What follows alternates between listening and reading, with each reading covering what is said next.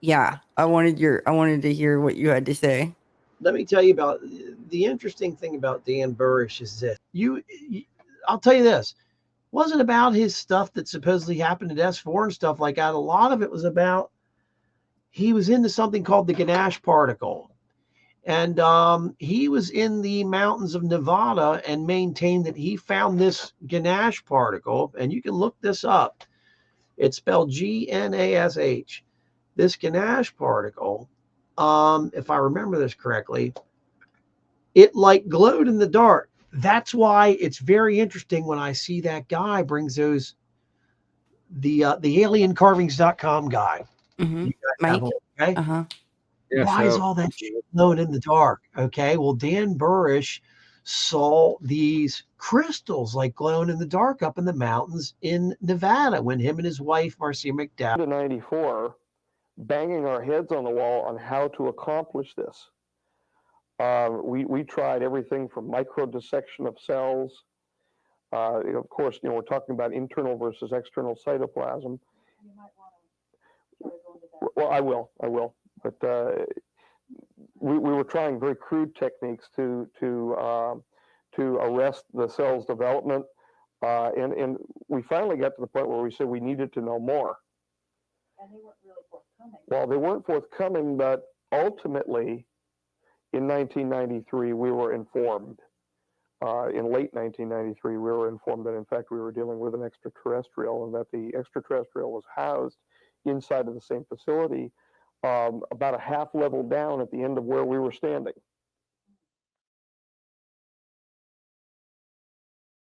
Rings, their orientation, the energy running through them, position of the barrel, etc. Because you can raise the barrel up on an armature inside the center of it. All come into play as if you have an onion with the various layers of the onion. As you move through the different energy levels, you also move through the different layers, so you get different bits of information. Now imagine an almost infinite number of layers overlain in comparison to the positions of the rings, and an almost infinite amount of energy that you can add or subtract. Tuning it up, tuning it down. Well, it sounds instead of going up by 1 hertz or by 2 hertz, maybe by a thousandth of a hertz up and down. The technology is not being used at all right now. Okay, but the reason it's not used now is because of where we're going into the galactic, the plane of the... Yeah. As of about 2017, I would expect probably that all of these little pieces of equipment will probably all get reassembled, yeah. Turned back on. Oh, sure. 2017? That's quite a while. 2016, 2017. Oh, not until then. Probably not. The so-called cycle of catastrophe or season of catastrophe of Falconelli, the time period from, right around 1992 to right around 2012, right around that area. While we will have passed 2012, we really ought to get through the entire cycle, which is about 1980 to about 2016, to feel confident that the interpretation from the timeline from the future about their own catastrophe is not off by a few years. We're talking about 45,000 years or 52,000 years respectively. We have difficulty understanding what happened 2,000 years ago. And we're talking about 50,000 years here. So it's very wise for them to wait. The looking glasses are now decommissioned, but also the Stargate technology. Yeah, they're decommissioned, and the Stargates and the looking glasses, I'm sure they're all in their little mothballed containers and all of that. And they have been separated. The 3 components of each have been separated and moved to different power structures, diplomatic and military authorities on the world. 51. The one jump room, there were several of them. A lot of them were located in colleges. Have you ever heard of the, oh man, what is his name? It's Andrew Basiago? Yes. The attorney. He's the main jump room guy. What do you think of him? Dude, he's one of the him and Osmanagich were supposed to be speaking at this conference, and so I was like, oh my god. So when it was like, hey, do you want to speak there? I was like, absolutely. I was geeking out because I wanted to meet Osmanagich and Basiago because what everything Basiago said, it really, hit. They say when people speak truth, you hear it in the voice. Like it's not even necessarily sometimes he doesn't what they're seem saying. like he's lying to me There's either. certain voice, like literally the DNA hears the sound and the sound resonates. Like it literally hit, like you resonate with it on a DNA level. Yeah. And so, and when Basiago spoke and Osmani, like it hit hard. So I was like, I gotta, I want to hear more. But and that's the thing. And I've talked about this before on Bernie's show and stuff, where all these different people, it's getting harder and harder to find it. But these testimonials of these people that are like, look, their parents was part of a project, and they have to. It seems to, though, because I'm seeing this pattern where there's someone in a project, a military project, and in order to access these jump rooms or these portals or these wormholes, they have to hold the hand of a child. And the child, they're all young when they start out. Using it as a key, So Andrew Basiago, him coming out. Materials. His dark materials, literally, they're using the children to get the dust to open the portals between worlds. CERN actually had an ad. Okay, stay with me. CERN had an ad a long time. You could pull it up. You could probably find it. It was like a commercial, and it was like almost like a freaking 1990s like cartoon style, like the way that the commercial was, and it is a school bus of children. And like the school bus is like falls. It's really, you're like, what? But I thought about it. Like if you traumatize kids to do a certain thing, if you get to a certain level where say the wormholes are closed, like in Osmanagich's thing, where it's like the stargates are closed, like and things got shut off and a lot of beings were trapped here and closed. They can no longer jump and live freely and manipulate, and do what they used to do recklessly or whatever. And so utilizing traumatizing children is a place and time that opens up a portal to use that trauma to ignite like a place and time to jump to through that emotion. You could probably do it through love as well, but you can't get a kid to fall in love with you. You know what I mean? Like, or just getting anybody to fall in love with you. So like igniting of that being, I don't know if this is coming across right. Joking around, he knew the guy because obviously he's like must go up there all the time, and they were joking back and forth and stuff like that. He's like, get out of here, And then as he went out, you could hear him go outside. You could hear a lot of noises in the background, and that's when he said he had the phone in his pocket. And he said, "Dude, I'm going to Groom." And I was like, what? And I couldn't believe what he was saying. And then he gets on this helicopter and he's still talking in the phone. But then when that thing starts winding up, it was way too loud. I couldn't hear anything. And then eventually we got cut off. Wow. Yeah. Eventually we got cut off. What was your conclusion of like speaking to him? I know we'll dive way deeper into this, but your assessment of speaking to him, what he had to say, what you revive. I'm talking about picking up on like what you perceive. Was he being truthful? Is that what you're saying? Yes. And I don't even hesitate to say it because the thing is, I called him that day and he didn't call me. If he's setting up this sound machine and stuff, I mean, he had to be sitting there waiting for me to call. I called him, and thing is, the Ganesh particle thing, I believe that. The J-Rod thing, it's hard for me to believe. There's some sketchy parts. There's some all sus. Of it. It's a little sus. It's hard for me to believe all of it, but there's parts of it that are just so interesting. But here's something I want to tell you. There are so many interviews out there with this guy about J-Rod, about the P-45s, the P-52 J-Rod Orions, and these people were from the future, and I say people because that's what they are. They are genetically changed humans, if you will. We apparently well, that's why I was asking earlier of like, what if this happened to them and they didn't know, like this was done to them and they were under the impression of it being something entirely different? Because I know I was kind of leaning with like, there's these beings, as I'm aware of, there's these beings and they tinker with certain emotions, and they tinker with certain DNAs for the intention of like knowledge and to advance, and I must attain like more power and more knowledge, and but of this being a side effect of something that was done to them. Which and the thing is, look how strange they look now, which was something that always bothered me. But from what I was told, I'm pretty sure about this. Something had happened that the temperature had changed either where they were at or where they were due to nuclear war, which made the temperature go way up. So their whole physiological bodies changed and stuff to be able to adapt to the amount of heat that was coming through in the radiation, which would make you an ugly looking, possibly gray. Whoa. That could explain why the skin's different. That could explain why there's no clothing. That could explain so much. That can also explain why there's no interaction between us and these ETs that come to Earth, because maybe they have so much radiation on them they could kill us instantly.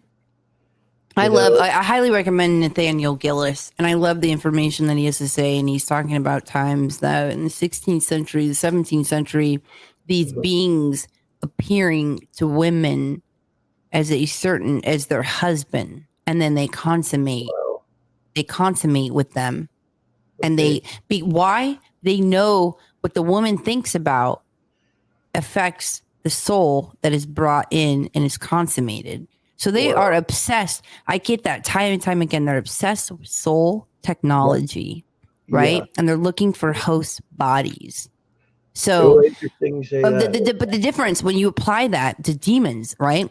Because then what the women talk about, it appeared as their husband, and then it morphed into a different type of being. And this is 16th century, 17th century. There's these stories of this. So then, what do they look like, the beings? Do you have any idea? Or Nathaniel Gillis talks about this, and it kind of sounds like an elongated type gray, but that the woman, it appeared as their husband, and then it morphed afterwards. After it was consummated, it morphed into that type of being. So but the what a lot of things aren't correlated, and that's what I love about Nathaniel Gillis is like the demons, the extraterrestrials, and of correlating that of like what you're taught is demonic or demons, which I always attest to. Remember, hey, before you talk about demons, like remember these demons were once human, right? Sure. They're disembodied spirits, and I think like looking at people walking around, like there's a lot of shitty people out there. Mm-hmm. That's amazing. Because I've even found other stuff now. Yeah, it's cool, man. And there's actual evidence of Dan's doctorate and his bachelor's of science degrees both being removed, it said, from really removed. Why? New York SUNY. There's a number of reasons why the SUNY doctoral didn't go through, and it doesn't matter. He had the degrees from UNLV that are proven. The State University one, where there's a lot of traveling back and forth. And he's deployed in Operation Desert Storm as defense biowarfare expert in Black Ops operations. What? Yeah, he was over there. We knew that they were eukaryotic. However, they were unusual in the sense that their cytoplasm and their internal organization, the organelle structures were fused, such as dictyosomes to mitochondria, things like that. And we had no idea what we were looking at. The original contention made by the individuals next to me was that we were looking at some type of biological warfare material. Yeah, well, if they're testing the solution on a future of something that's going to be used in the future for biological warfare. They have more experience. I don't think he's inclined. I don't think he's knowledgeable in everything. Matter. They are obtaining the gravity repulsion matter from the heavy materials that have been obtained from the J-rods. the 115 variety material.